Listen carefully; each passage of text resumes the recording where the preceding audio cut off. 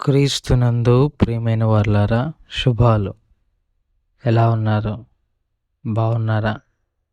నిన్నటి దినము ఎలా గడిచింది? ప్రభువుకు మహిమకరంగా జీవించారా? జీవించినట్లయితే ఆయనకు స్తుతులు. లేని ఎడల ఆయన మనల్ని క్షమించునుగాక. నేటి దిన ధ్యానాంశము యోహాను సువార్త 4వ అధ్యాయము 13 నుంచి 14 వచనాలు. యోహాను సువార్త 4వ అధ్యాయము 13, 14 వచనాలు. అందుకు యేసు, ఈ నీళ్లు త్రాగు ప్రతివాడును మరలా దప్పికొనును. నేనిచ్చు నీళ్లు త్రాగువాడెప్పుడునూ దప్పికొనడు. నేను నీకిచ్చు నీళ్లు నిత్య జీవమునకై వానిలో ఊరెడి నీటి బుగ్గగా ఉండునని ఆమెతో చెప్పెను. దేవుని వాక్యాన్ని మన వినికిడిలో దీవించి ఆశీర్వదించునుగాక. చదవబడిన లేఖన భాగము అందరికీ పరిచయమైనదే.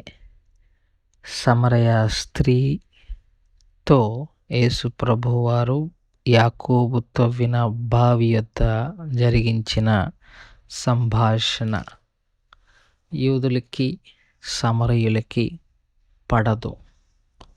అయినా ప్రభు తన శిష్యులను ఆహారం కొరకు పంపించి ఆ బావి దగ్గర కూర్చొని ఆ బావి దగ్గరికి తప్పక ఆ స్త్రీ వస్తుందని గ్రహించిన ప్రభువు ఆమె కొరకు ఎదురుచూచి ఆమెకు జీవజలము ఇవ్వాలని ఆశపడ్డారు, ఇచ్చారు కూడా.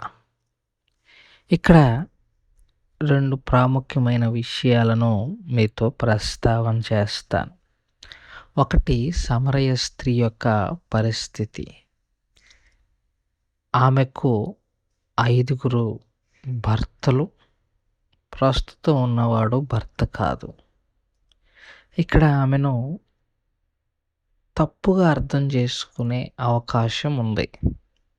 అంటే ఇంతమందిని పెళ్లి చేసుకుంది కాబట్టి ఈమె వ్యభిచారి అన్న కోవలో కూడా చూడవచ్చు. బట్ ఈమె వ్యభిచారి కాదు.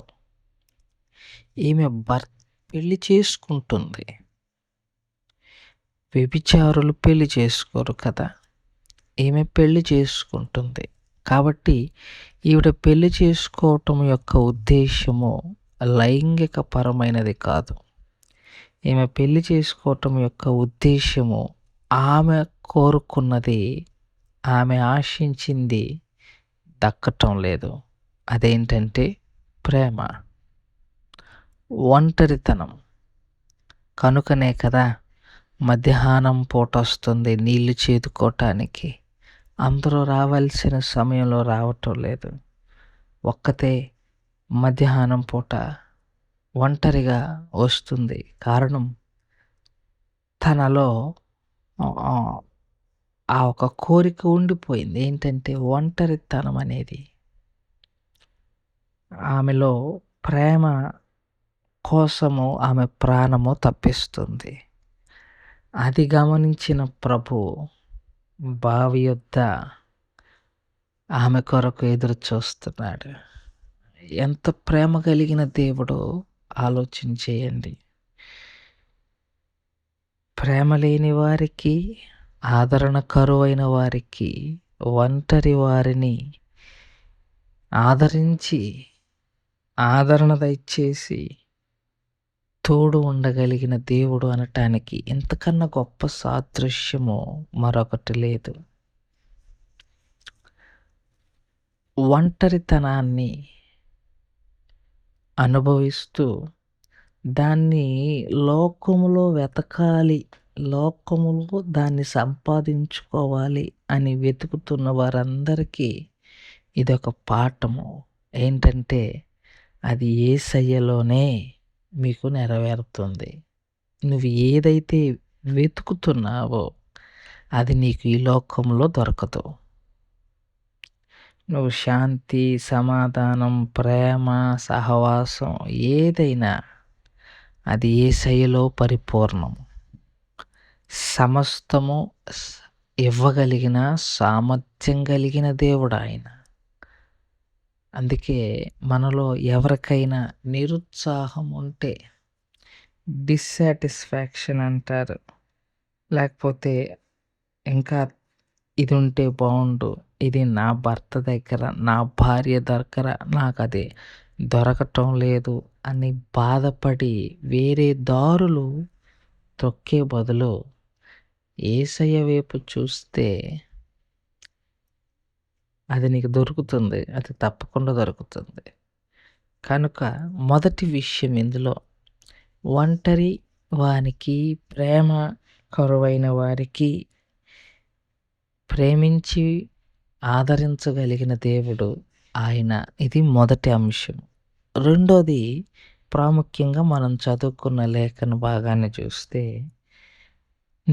ఈ నీళ్లు త్రాగు ప్రతివాడు మరలా దప్పికగొనును.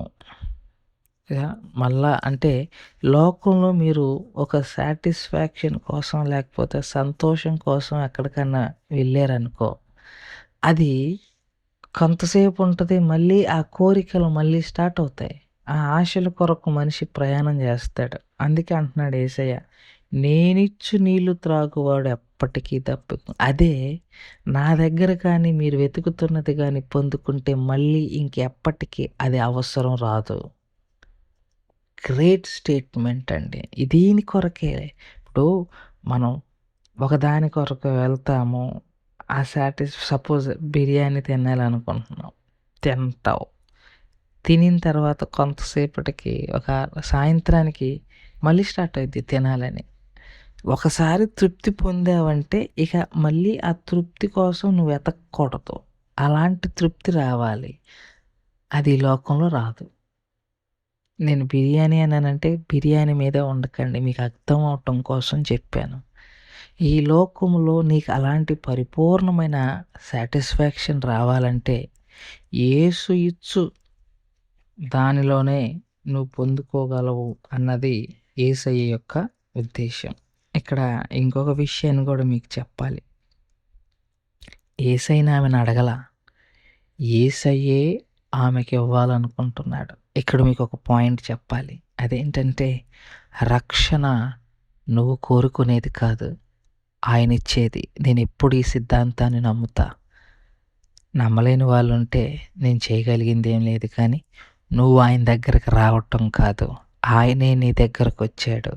నువ్వు రక్షణ కోరుకోవటం కాదు, ఆయనే రక్షణ ఇస్తాడు. జీవజలపు నీటిని సమరయ స్త్రీ అడిగిందా? యేసయ్యే ఇచ్చారా? యేసయ్యే ఇచ్చారు. రక్షణైనా, ఆశీర్వాదమైనా, స్వస్థత అయినా మనం అడగవలసిన అవసరం లేదు, అది ఆయనే ఇస్తారు. ప్రత్యేకించి రక్షణ, నేను రక్షణ పొందాను కాదు, నీవు రక్షింపబడ్డావు. ఈ మాట రావాలి. నేను రక్షణ పొందా కాదు, నేను రక్షింపబడ్డా ప్రభు ద్వారా అని మాట్లాడాలి. ఎందుకంటే రక్షణ ఇవ్వగలిగిన వాడు ఆయన మాత్రమే అని మనం చేసుకుంటూ, ఒంటరి అయిన వానికి ఆదరించగలిగిన వాడు ఆయనే. ఆయన నుండి తీసుకుంటే తృప్తిగా ఉంటాడు, ఎప్పటికీ మళ్ళీ ఆ కోరిక రాదు. ప్లస్ ఆయనే ఇవ్వాలి, మనం అడిగితే ఇచ్చేది కాదని మనం చేసుకుంటూ ఈ మాటలను ఇంతటితో ముగించుకుంటున్నాను. దేవుడు దీవించి ఆశీర్వదించును గాక. జన్మదినం జరుపుకుంటున్న వారు అత్తటి జాయ్ పాల్, అత్తటి ఆకృతి, వి ప్రియాంక, బెజవాడ జాయ్ అషర్, వీరందరికీ జన్మదిన శుభాలు. అనేక జన్మదినాలు జరిపించుకోవాలని ఆశిస్తున్నాం. ప్రార్థన చేసుకుందాం. మమ్మల్ని మిక్కిలిగా ప్రేమించిన మా ప్రియ పరలోకపు తండ్రి, మీ పాదాలకు స్తోత్రాలు. చెప్పబడిన వాక్యాన్ని బట్టి మీకు స్తోత్రాలు. వాక్యానుసారంగా జీవించగలగటానికి మీ కృపను, మీ సహాయం దయచేయండి. బలహీనులుగా ఉన్న వారిని జ్ఞాపకం చేసుకొని బలపరచండి. జన్మదినం జరుపుకుంటున్న వారిని దీవించండి. అనేక జన్మదినాలు జరిపించుకొనగలిగిన కృపాభాగ్యము బిడలకు దయచేయమని యేసుక్రీస్తు ప్రభువారి పుణ్యనామంలో అడిగి వేడుకుంటున్నాం తండ్రి. ఆమెన్. God bless you.